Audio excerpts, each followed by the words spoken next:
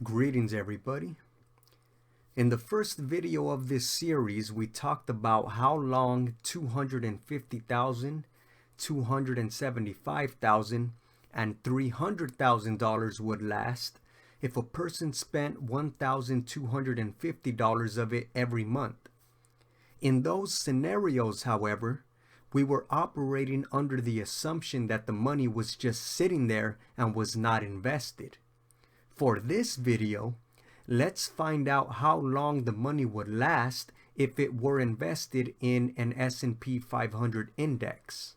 Using the information from slickcharts.com, we find that the average yearly return for the S&P 500 during the past 97 years, dating back to 1926, is 12.02% per year. By the way, the best yearly return ever for the S&P 500 was in 1933 when it returned 53.99%.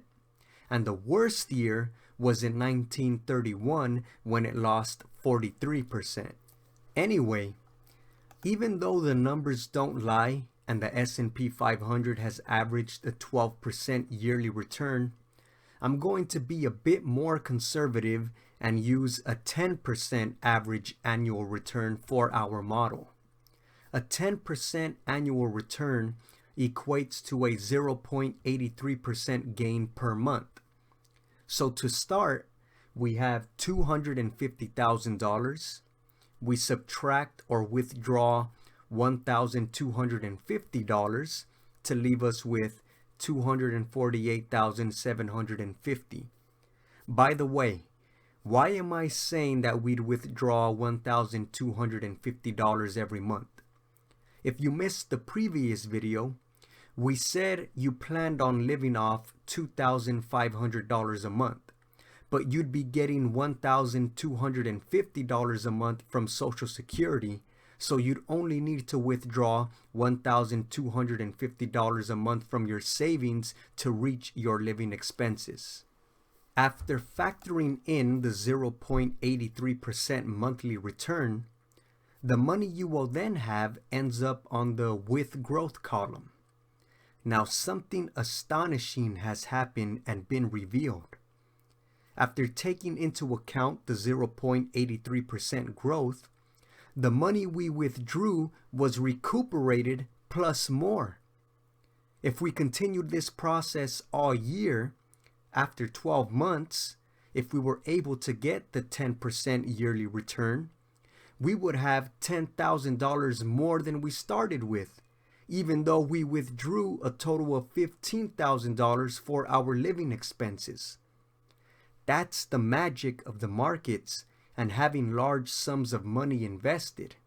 When the markets are doing well, of course, which right now they definitely aren't in 2022.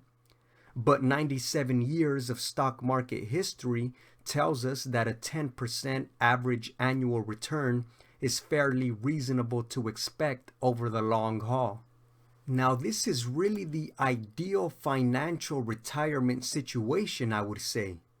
That is, being able to withdraw enough to cover your living expenses while the principal continues to grow. In this way, you'd basically be set for life, and you'd be able to pass on the invested money to whomever you wanted.